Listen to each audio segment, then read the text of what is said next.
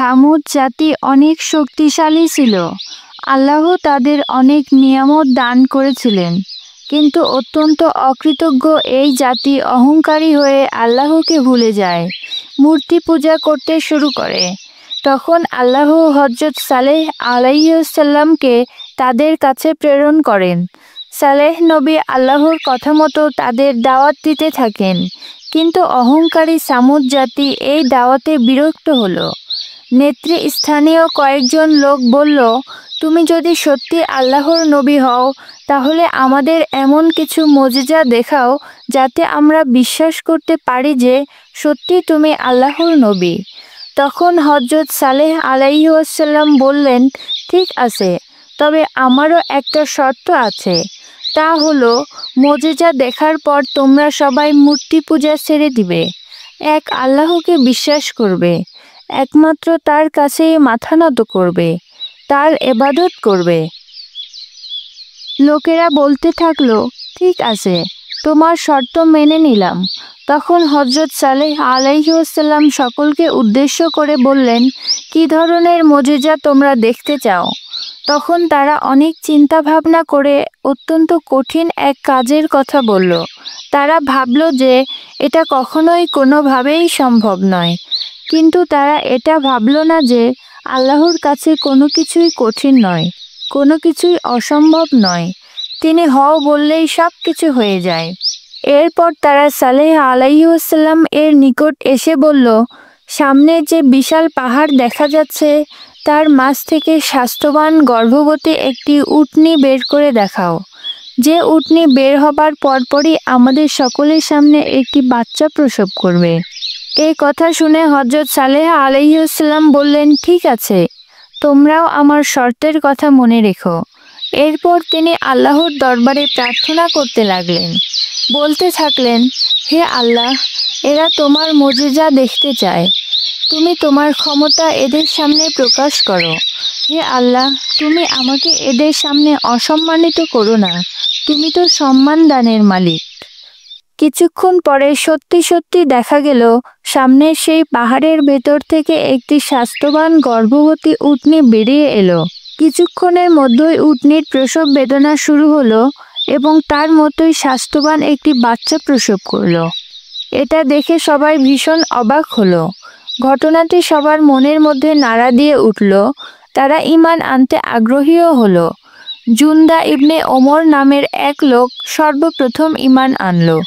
শর্ত অনুযায়ী সবাই এক আল্লাহর প্রতি ঈমান আনতে চাইল, কিন্তু তাদের পুরোহিতরা তাদেরকে নানাভাবে ভুল বোঝাতে লাগলো। হযরত সালেহ আলাইহিসসালাম বললেন, এই উটনী এবং তার বাচ্চাকে আল্লাহর তোমাদের নিকট নিয়ামত হিসেবে প্রেরণ করেছেন, সুতরাং তোমরা এদের যত্ন নেবে, পানি পান করাবে, সময় মতো খাওয়াবে, এর দুধ পান করে নিজেরা উপকৃত হবে। তবে সাবধান, ভুল করেও তোমরা উটনীকে হত্যা করো না, তাহলে তোমাদের ধ্বংস অনিবার্য। লোকেরা হযরত সালেহ আলাইহিসসালাম এর কথা মেনে নিলেন। অনেক দিন ধরেই তারা একে একে পালাক্রমে উটনী ও তার বাচ্চার যত্ন নিতে থাকলো। বিনিময়ে তারা প্রচুর দুধ পান করার সুযোগ পাচ্ছিল।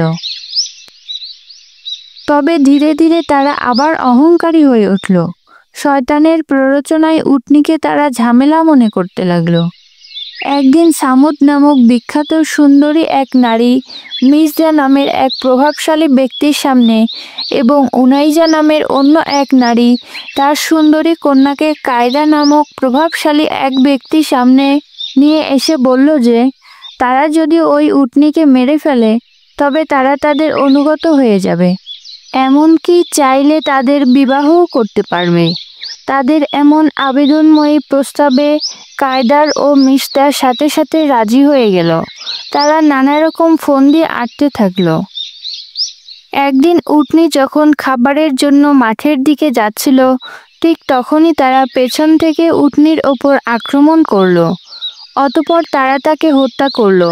মাকে এভাবে হত্যা করা দেখে বাচ্চা উট ভয় পেয়ে গেল। এরপর দৌড়ে পাহাড়ে উঠে চিৎকার করতে করতে এক পর্যায়ে অদৃশ্য হয়ে গেল। ঘটনাটি গোপন রইল না, চারদিকে ছড়িয়ে পড়ল। হযরত সালেহ আলাইহিস সালাম শুনে আফসোস করতে লাগলেন। বললেন, আল্লাহ নিজে তোমাদের এই জঘন্য পাপের শাস্তি দেবেন। যুগে যুগে যেভাবে অবাধ্য অহংকারী জাতি ধ্বংস হয়েছে সেইভাবে। ঠিক তাই হলো। 2 দিন 2 রাত অতিবাহিত হলো। তৃতীয় দিন আল্লাহ জিবরাইল আলাইহিস সালাম এর মাধ্যমে বিকট শব্দের ভয়ঙ্কর এক আওয়াজ দিলেন। উক্ত আওয়াজে পুরো সামুদ জাতির সবাই বধির হয়ে গেল। কি করবে বুঝতে না পেরে সবাই দিক বিদিক ছুটতে লাগলো। চারদিকে ধুলোয় অন্ধকার হয়ে গেল। সবাই চিৎকার করতে থাকলো। তাদের মাথার উপরে গাছপালা এসে ভেঙে পড়ল। বড় বড় অট্টালিকা ভেঙে পড়তে লাগলো। মুহূর্তের মধ্যে এসবের নিচে চাপা পড়ে ধ্বংস হয়ে গেল পুরো এক জাতি। ধ্বংস হলো তাদের অহংকার। সুতরাং কখনো অহংকারী হওয়া যাবে না। আল্লাহ অহংকারীকে পছন্দ করেন না। আল্লাহর নিদর্শনকে ছোট করে দেখা যাবে না। আল্লাহ আমাদের সবাইকে সঠিক বুঝ দান করুন। আমিন। সাথেই থাকুন, ছড়িয়ে দিন ইসলামের আলো। প্রিয় ভাই বোনেরা, আমাদের ভিডিওগুলো ভালো লাগলে আমাদের Islamic radiance YouTube channel subscribe করতে পারেন।